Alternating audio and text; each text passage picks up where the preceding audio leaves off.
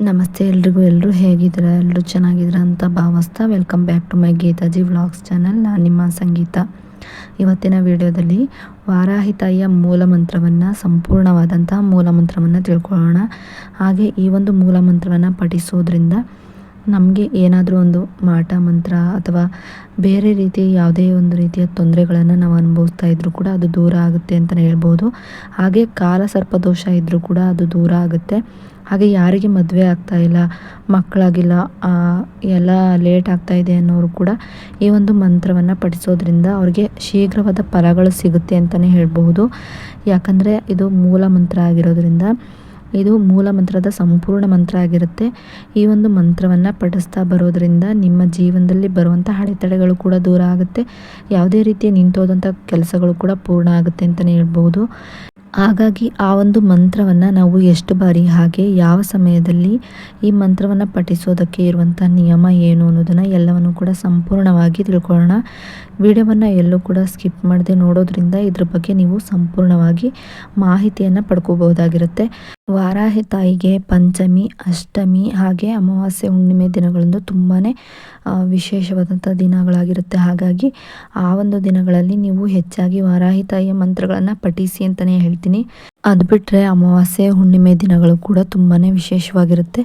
ನೀವು ವಾರಾಹಿ ತಾಯಿಯ ಮಂತ್ರವನ್ನು ಪಠಿಸಬೇಕು ಅಂದರೆ ಬ್ರಾಹ್ಮಿ ಮುಹೂರ್ತದಲ್ಲಿ ಅಥವಾ ಸಂಜೆ ಒಂದು 7 ಗಂಟೆಯಿಂದ 8 ಗಂಟೆ ನಂತರ ನೀವು ಈ ಒಂದು ಮಂತ್ರವನ್ನು ಮಲಗೋಕ್ಕೂ ಮುಂಚೆನಾದರೂ ಪಠಿಸ್ಬೋದು, ಅಥವಾ ನೀವು ಪೂಜೆ ಮಾಡುವಂಥ ಟೈಮಲ್ಲಾದರೂ ಪಠಿಸ್ಬೋದಾಗಿರುತ್ತೆ. ಆ ರೀತಿ ಪಠಿಸೋದ್ರಿಂದ ನಿಮಗೆ ಹೆಚ್ಚಿನ ಫಲಗಳು ಸಿಗುತ್ತೆ ಅನ್ಬೋದು. ಅದರಲ್ಲೂ ಬ್ರಾಹ್ಮಿ ಮುಹೂರ್ತದಲ್ಲಿ ಪಠಿಸೋದ್ರಿಂದ ಶೀಘ್ರ ಫಲಗಳು ಹಾಗೆ ಬೇಗ ಫಲಗಳು ಸಿಗುತ್ತೆ ಅಂತಲೇ ಹೇಳ್ಬೋದು. ಇನ್ನು ವಾರಾಹಿ ತಾಯಿಯ ಮಂತ್ರವನ್ನು ಪಠಿಸೋದಕ್ಕೆ ಮುಂಚೆ ನೀವೇನಾದರೂ ಹೆಣ್ಮಕ್ಳಾಗಿದ್ದರೆ ನೀವು ಮುಟ್ಟಾದಂಥ ಸಮಯದಲ್ಲಿ ಈ ಮಂತ್ರಗಳನ್ನು ಪಠಿಸಬೇಡಿ. ಅದಾದ ನಂತರ ನೀವು ದಿನಗಳು ಏನಿರುತ್ತೆ ಆ ದಿನಗಳು ಕಳೆದ ನಂತರ ಬೇಕಾದರೆ ನೀವು ಈ ಒಂದು ವಾರಾಹಿ ತಾಯಿಯ ಮೂಲ ಮಂತ್ರವನ್ನು ಪಠಿಸ್ಬೋದಾಗಿರುತ್ತೆ. ನಂತರ ನೀವು ಏನಾದರೂ ನಾನ್ ವೆಜ್ಜನ್ನು ತಿಂದಿದ್ರೆ ಆವತ್ತು ಕೂಡ ಪಠಿಸ್ಬೇಡಿ ಅಂತಲೇ ಹೇಳ್ತೀನಿ.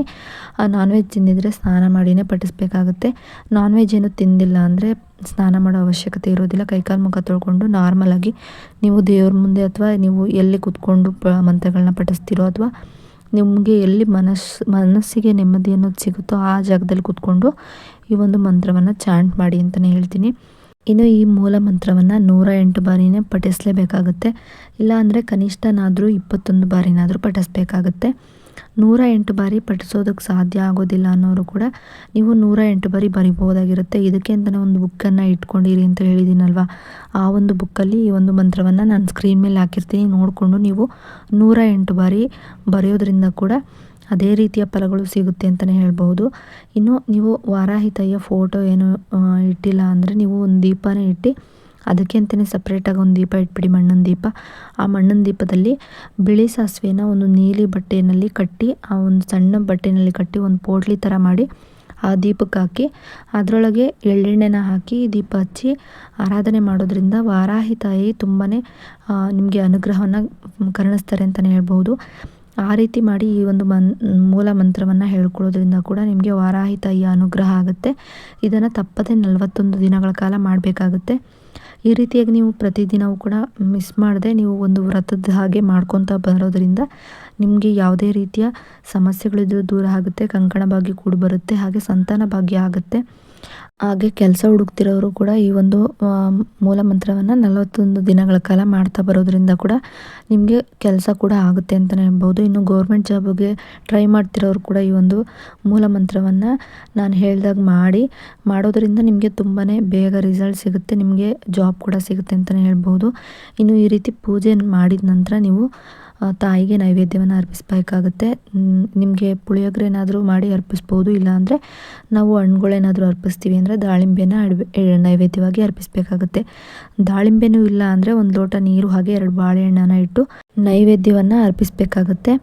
ಇನ್ನು ಮಂತ್ರ ಬಂದು ಹೀಗಿರುತ್ತೆ: ಓಂ ಗ್ಲೌಂ ಐಂ ನಮೋ ಭಗವತಿ ವರ್ತಾಳಿ ವರ್ತಾಳಿ ವಾರಾಹಿ ವಾರಾಹಿ ವರಹಮುಖಿ ವರಹಮುಖಿ ಅಂದೆ ಅಂದಿನಿ ನಮಃ ರುಂದೆ ರುಂದಿನಿ ನಮಃ ಜಂಬೆ ಜಂಬಿನಿ ನಮಃ ಮೋಹೆ ಮೋಹಿನಿ ನಮಃ ಕಂಬಗಳಿಗೆ ನಮನ ಸರ್ವದುಷ್ಟ ಪ್ರದುಷ್ಟ ನಾಂ ಸರ್ವೇಷಾಂ ಸರ್ವವಕ್ ಸಿದ್ಧಿ ಸಾಕ್ಷೋರ್ ಮುಖಗತಿ ಜಿಹ್ವಾಂ ಸ್ತಂಭನಂ ಕುರು ಕುರು ಶೀಘ್ರಂ ವಶ್ಯಂ ಕುರು ಕುರು ಐಂ ಗ್ಲೌಂ ಹುಂ ಫಟ್ ಸ್ವಾಹ.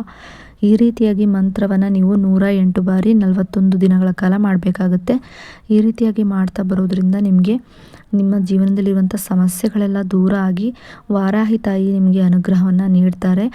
ಆನಂತರ ನಿಮ್ಮ ಜೀವನದಲ್ಲಿ ನೀವು ಅಂದ್ಕೊಳ್ದೇ ನಿಮ್ಮ ಜೀವನದಲ್ಲಿ ಬದಲಾವಣೆಗಳು ಆಗ್ತಾನೆ ಹೋಗುತ್ತೆ. ಪಾಸಿಟಿವ್ ಆಗಿ ನಿಮ್ಮ ಜೀವನದಲ್ಲಿ ಬದಲಾವಣೆಗಳು ಆಗ್ತಾ ಹೋಗುತ್ತೆ. ಆಗ ನಿಮ್ಮ ಜೀವನದಲ್ಲಿ ಆಗುವಂಥ ಬದಲಾವಣೆಗಳನ್ನು ನೀವು ಕಣ್ಣಾರೆ ನೋಡ್ತೀರಾ ಅಂತಲೇ ಹೇಳ್ಬೋದು. ವಾರಾಹಿ ತಾಯಿ ನಿಮ್ಮೆಲ್ರಿಗೂ ಒಳ್ಳೇದು ಮಾಡಲಿ ಅಂತ ಹೇಳ್ತಾ, ಈ ಒಂದು ಮಾಹಿತಿ ನಿಮ್ಗೆ ಏನಾದರೂ ಇಷ್ಟ ಆದರೆ ಲೈಕ್ ಮಾಡಿ, ಶೇರ್ ಮಾಡಿ, ಕಮೆಂಟ್ ಕೂಡ ಮಾಡಿ. ಇನ್ನಷ್ಟು ಇಂತಹ ಮಾಹಿತಿಗಳನ್ನು ನೀವು ಪಡ್ಕೊಬೇಕು ಅನ್ನೋದಾದರೆ ನನ್ನ ಗೀತಾ ಜೆ ವ್ಲಾಗ್ಸ್ ಚಾನಲ್ನ ಸಬ್ಸ್ಕ್ರೈಬ್ ಮಾಡ್ಕೊಂಡು ವಿಡಿಯೋ ನೋಡಿ. ಸಬ್ಸ್ಕ್ರೈಬ್ ಪಕ್ಕ ಬೆಲ್ಲೈಕನ್ ಬಟನ್ ಇರುತ್ತೆ, ಅಲ್ಲಿ ಆಲ್ ಆಪ್ಷನ್ ಮೇಲೆ ಕ್ಲಿಕ್ ಮಾಡಿದ್ರೆ ನಾನು ಯಾವುದೇ ರೀತಿ ವಿಡಿಯೋ ಮಾಡಿ ಅಪ್ಲೋಡ್ ಮಾಡಿದ್ರೂ ಕೂಡ ನಿಮಗೆ ನೋಟಿಫಿಕೇಷನ್ ಮೂಲಕ ಮೊದಲು ಬಂದು ತಲುಪುತ್ತೆ.